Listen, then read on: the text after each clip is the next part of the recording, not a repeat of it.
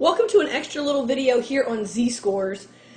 Just a reminder, in your packet you have this table, and it's hard to see because I chopped off my picture a little bit, but at the top here we've got z-scores and the probability, and those are the two columns right for every one of these. So you want to make sure you understand how to use this, and that when we draw our normal curve, no matter where your z-score is, let's say our z-score is here, this table always gives us area to the left. So you always want to remember that when you find your z-score and you look to your table for area under the curve, it's always area to the left.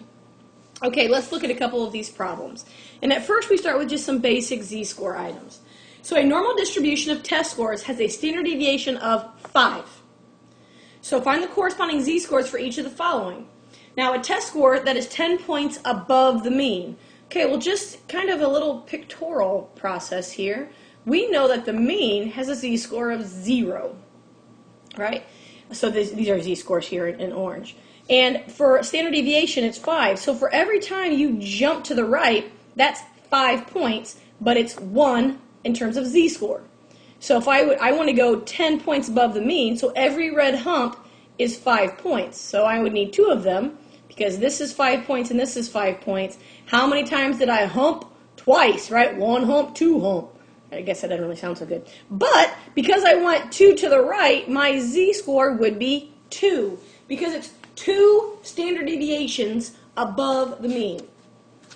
In letter B, we want to go below the mean. So again, here's the z-score of 0, and for every red hump, it's 5 points, and I just want to go 5 points below, so that's just 1 red hump below, and that's a z-score of -1. Oop, forgot my negative sign. In C, 15 points above the mean.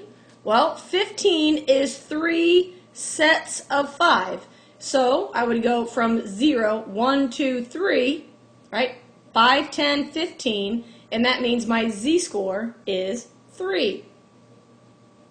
And we kind of could have just said the whole 3 groups of 5. And letter D, a z-score that is 7.5 points below, 7.5 points below the mean. Well, it's below the mean, so we know our z-score is going to be negative. That's one thing we can think about. But now when we look at our z-score of 0, this here is -5. -5 points gets us a z-score of -1. Z-score's here on the bottom. Well, we don't want to go another full 5 points. We want to go just half of 5. Whoop. And half of 5 would be -2.5, so half would be a -1.5. We also could have used our formula for that. Remember the formula of z equals value minus mean over the standard deviation. Unfortunately for this problem, we don't really know what the mean is. So that's why we had to kind of think about it pictorially. But for problems like that where it's not straight on the standard deviation, generally we will use our formula. Which, speaking of formula, let's go to number 2. A normal distribution of test scores has a mean of 80 and a standard deviation of 8. Find the corresponding z-scores. So this value that we are given is the value. So the z-score is value, just in terms of words here for a minute, value minus mean over the standard deviation. So I would take value minus the mean divided by the standard deviation, which gives me 8 over 8. And my z-score is 1. In part B, what if we have a test score of 92? So once again, the 92 is the value. So our z-score is going to be value minus the mean over the standard deviation.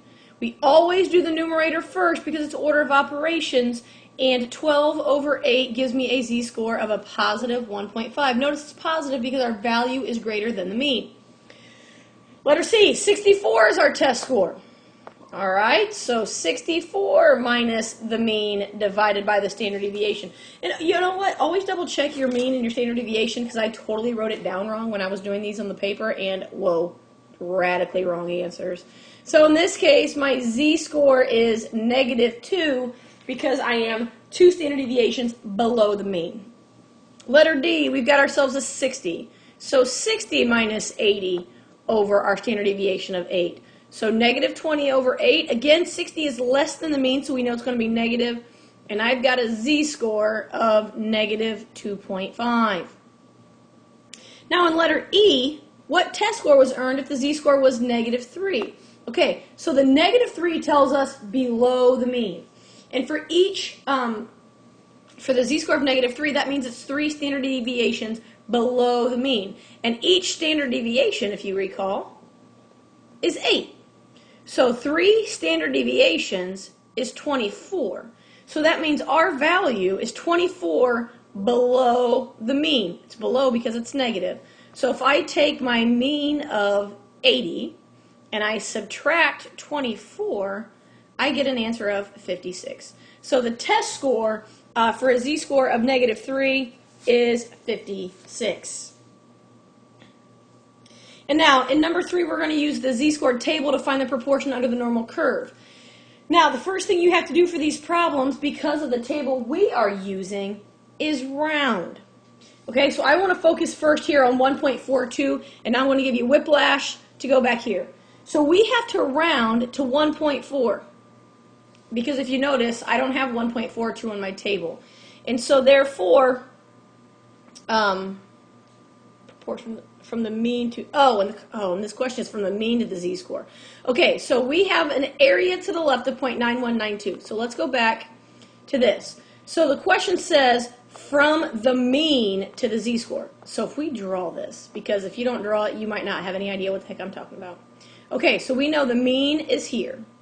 Well, 1.42 for a z-score is going to be to the right, because positive z-score is to the right of the mean. And we know from what we just did that all of this area under the curve in my lovely color here, we'll call it mustard, is 0.9192. But that's not the question. The question says they want the mean to the z-score, just this part. Well, if the whole mustard color is 0.9192 and we want to take away the teal part, well, if you remember, the mean cuts it in half. So the teal part is exactly half of the normal curve. So I would take away half, which is 0.5. So if I take away the 0.5, I get 0.4192. Scratch that. I want to make that orange. 0.4192. So this orange piece is 0.4192 in terms of area under the curve because we took away the teal part. I hope that makes sense. These are kind of difficult questions, I think, but it's okay. In letter B, we're going to have to round to -0.9. So when I draw my picture, again, here's the mean. 0.9 is going to be to the left, right? Because it's negative, so -0.9. When I look in the, what is it called? The table, left of -0.9 is 0.1841. So, hopefully you remember the complement concept, and the blue is 1 minus that, so 0.8159. All right, so that's how we find like area under the curve. But again, we want to go back to this question, and this question says we want to know the area between the z-score and the mean, and let's make that pink. We want to find the pink.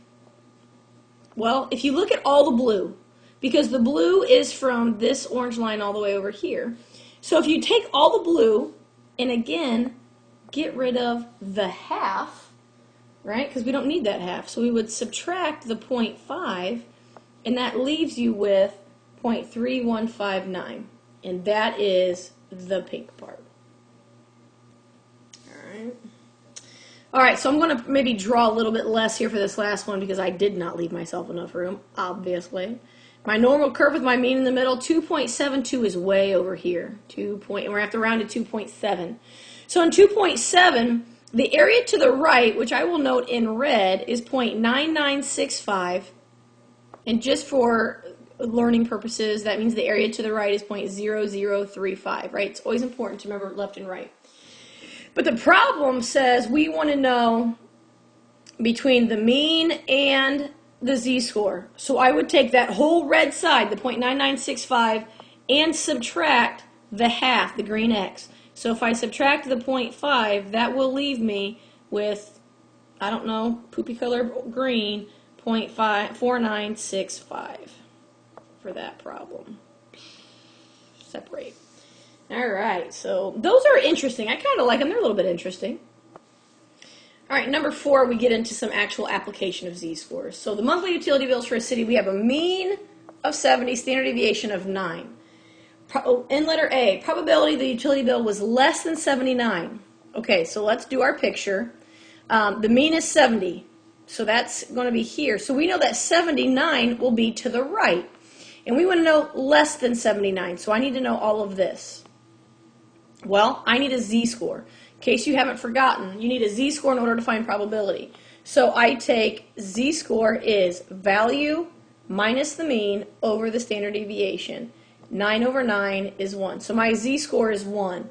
And since I'm looking to the left, I just go to my table, look at my z-score of 1, and it gives me an answer of 0.8413. So I've got an 84.13% chance of having a utility bill in the city less than $79. What percent of customers in the city have a utility bill between 61 and 79? All right, this one is a little bit trickier. So, give myself a big z-score here, or a big curve, and here's my mean, and my mean again is 70. So that means 61 is going to be over here, and 79 is going to be over here. First things first, I need z-scores. Well, I just found 79 to have a z-score of 1. So this has a z-score of 1, and now I'm going to go to 61. So 61 minus 70 over 9, that's negative 9 over 9, that's negative 1. So this is a z-score of negative 1. Okay, so watch the colors and how this works. First off, that's a negative 1. The area in light orange here, for when you look at negative 1, you get 0.1587, and that's just from negative 1 to the left. Then you go to your table and you look at positive 1, which is everything to the left of positive 1. Notice how we have an overlap here. But that, when you look at positive 1, you get 0.8413. But I don't want all of it to the left of 1. I just want the space in the middle that I'm coloring kind of in teal, right? This is what I want. So if I look at the total maroon color of 0.8413, and I subtract the overlap is where this orange was, 0.1587, right? That will make that piece kind of cut off and go away, which is what I want. So when I subtract those, I end up with 0.6826. So you take the whole big red piece, because the red piece was all of this, and you cut off the piece you don't want, which was this. Because if you cut it off, what are you left with? Just that piece in the middle. And that's exactly what we wanted. Letter C. What is the probability that a utility bill in the city is higher than 92? Well, once again, 70 is here. That means 92 is over here. And we want higher. So we want to the right of 92. First things first, I need a z-score. So value minus the mean over the standard deviation, which is what? What's my standard deviation? 9. Forgot for a minute there. So I end up with 22 over 9. And when you round that, you get 2.4. So this is my z-score, 2.4. Z. You look it up in your table because you're fantastic, and that's what you do. And the table gives you to the left, which is 0.9918. So if you want the area to the right, which is the dark blue, you take 1 minus the 0.9918, and you get 0.0082. So a very small percentage of utility bills will be higher than 92. And letter D, probability utility bills between 50 and 75. We do this just like we did part B. So we start with a picture. I know that 75 is going to be over here and 50 is going to be over here. And my goal is to find this space in the middle. So we'll start with z-scores. I'm going to change colors for z-scores. I've got 50 minus 70 over 9, which ends up with a z-score of approximately negative 2.2. So negative 2.2. And when I look that up, that's this pink area here, and I get 0.0139. Then I go to 75. 75 minus 70 over 9, and I get a z-score of 0.55. So when I go from here all the way over, right? It's all the space. I end up with a value of 0.7088, and that's all of this. So I take all of it. I take the purple 0.7088, and I subtract the orange stuff that I don't want, which is 0.0139, because when I subtract it, it makes that part go away, and I'm just left with the piece that I want. Which gives me an answer of 0.6949 for the area in between 50 and 70. So you got a 69.5% chance of having a utility bill between $50 and $75. All right, I hope you enjoyed that little extra work with Z-scores, and let me know if you have any more questions. Thanks.